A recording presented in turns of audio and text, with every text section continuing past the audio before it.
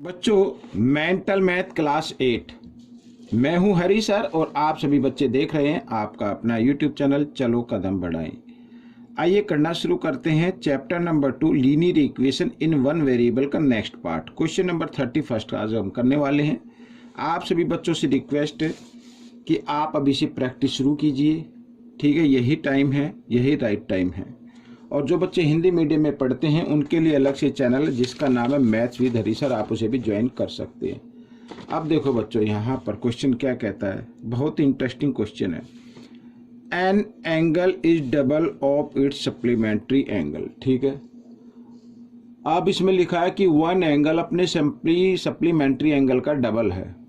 ठीक है, अब बच्चों अगर किन्हीं टू एंगल का सम क्या आता है 180 आता है। अब इसमें लिखा कि वन एंगल क्या है, डबल है। वन एंगल क्या है, डबल है। मान लीजिए यहां पर लेट कर लेते हैं, let the angle equal to x, x मान लो। ठीक है, तो इसका जो सप्लीमेंट्री एंगल होगा वो क्या होगा, मैं यहां पर लिख देता हूं।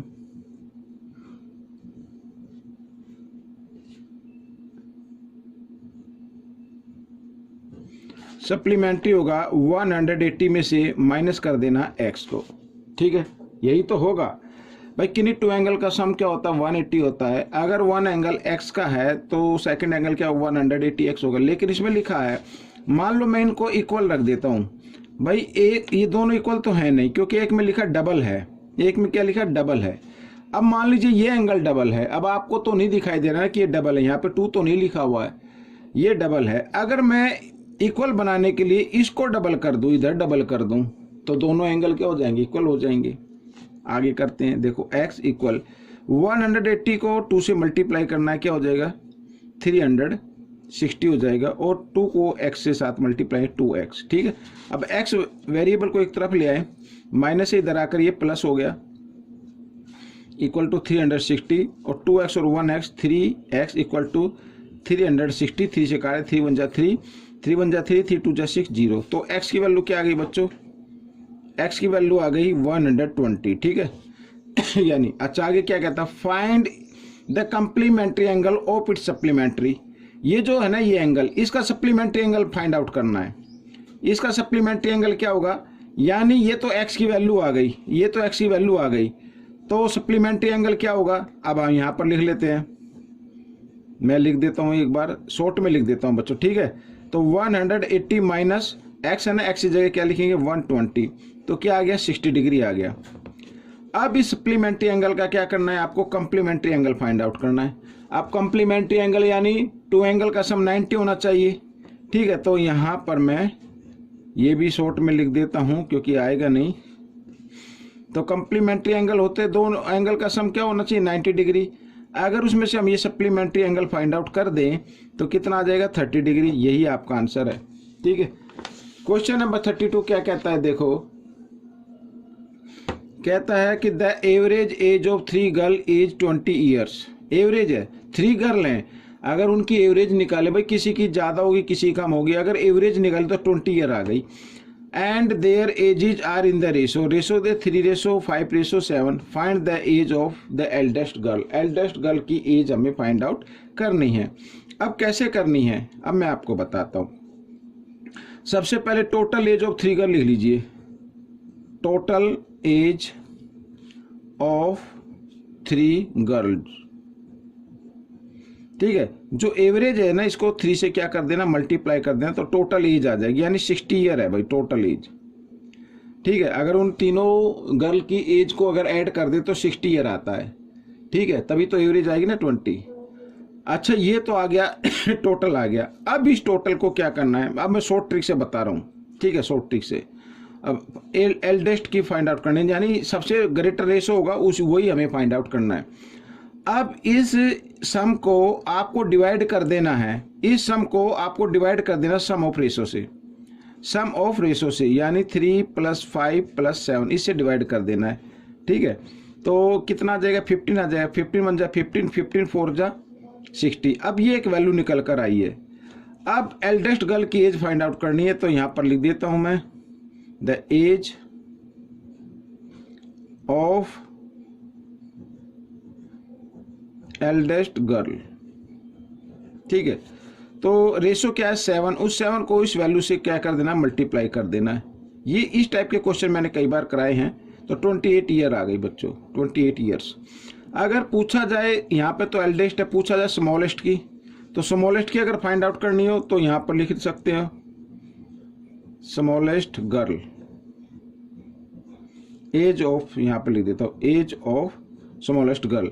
तो स्मॉलेस्ट रेशो क्या है 3 है, तो 3 को 7 से क्या कर दे मल्टीप्लाई कर दे, सॉरी 4 से, ये 4 है ना, 3 से नहीं 4 से, ये 3 को 4 से करना है, 4 3 जा 12 ईयर आ गई, 12 ईयर्स। तो इस तरीके से करना है, ठीक है। तो ये आपका आंसर होगा, एल्डेस्ट का फाइंड आउट करना था।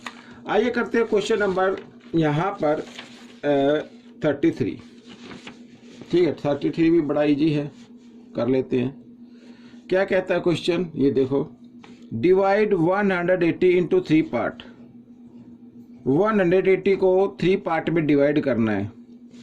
That half of the first part, 1/3 of the second part and 1/4 of the third part are equal. और ये सभी पार्ट क्या है, आपस में इक्वल है। Find the difference between the smallest and largest part. जो सबसे छोटा पार्ट होगा, सबसे लार्जेस्ट पार्ट होगा, उसका डिफरेंस भी हमें फाइंड आउट करना है। अब देखो बच्चों, यहाँ पर तो मैं लेट कर लेता हूँ बच्चों, let the first part,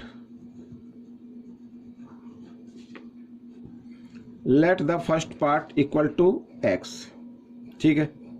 second part,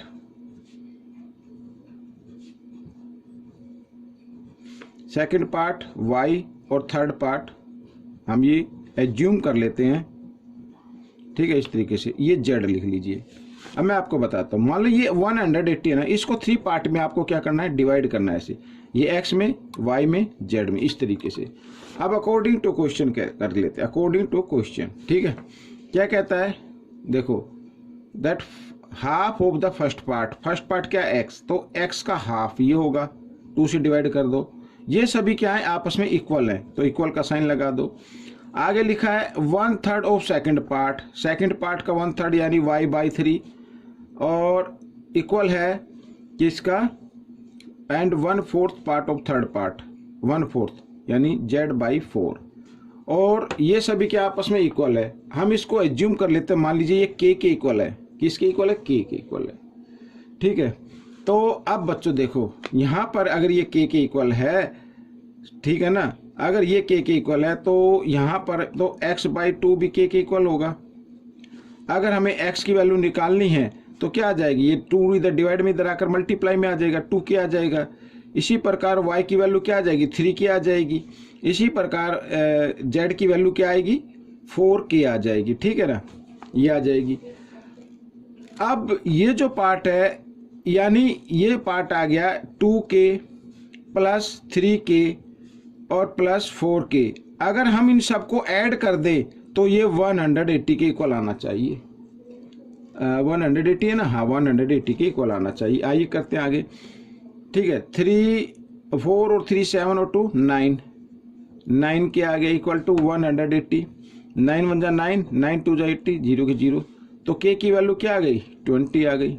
k की वैल्यू क्या आ गई, 20 आ गई, ठीक है ना। k की वैल्यू क्या आ गई, 20 आ गई। अब यहाँ पर पार्ट निकाल लेते हैं, देखो x का निकाल लेते हैं भाई। k की वैल्यू क्या है, 20, तो यहाँ पर k की जगह 20 लिख सकते हैं। यहाँ पर k की जगह क्या लिखेंगे, 20 लिख सकते हैं। k की जगह क्या लिखना है, 20 लिख सकते हैं। तो x इक्वल 2k है ना, तो 2 इंटू k की जगह k की वैल्यू 20, 2 जा 40, यानी 40 आ गया, ठीक है। और y की वैल्यू, y 3k है तो 3k यानी 20, 23 जा 60, और z आ गया बच्चों यहाँ पर 4k यानी 4 इंटू 20, 24 जा 80, ठीक है। अब इस क्वेश्चन कहता है फाइंड द डिफरेंस, ये लिखा find the difference between smallest and largest. Smallest तो हो गई 40 और लार्जेस्ट हो गई 80, ठीक है। तो डिफरेंस हम यहाँ पर लिख लेते हैं, डिफरेंस तो लार्जेस्ट में से स्मॉलेस्ट पार्ट को माइनस कर देंगे तो आ जाएगा 40, यही आपका आंसर बन जाएगा, ठीक है। तो बच्चों ये रहा क्वेश्चन नंबर 34 जो हम करने वाले हैं, ठीक है ना। देखो ये लिखा तो थोड़ा सा बड़ा था तो मैंने लिखा नहीं इसको, आइए करते हैं। The numerator of a rational number is less than it's denominator by 3। अब इसमें भाई डिनोमीटर भी है न्यूमेटर भी है, आपको सिर्फ इतना सोचना कि लेस कौन सा है, कौन सा नंबर है। जी हाँ, न्यूमेटर लेस है। न्यूमेटर का तो पता चल गया ना कि न्यूमेटर लेस है। भाई डिनोमीटर का नहीं मालूम हमें, तो डिनोमीटर हम क्या मान लेते हैं, एक्स मान लेते हैं। Let the denominator equal to x, यहाँ पर 34। लेट द डिनोमिनेटर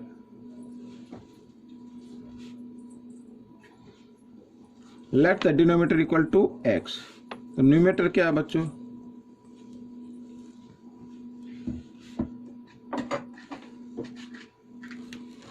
न्यूमेटर है बच्चों भाई लेस है ना, ठीक है। कितना लेस है, ये रहा इधर 3 लेस है, तो ये हो गया इस तरीके से।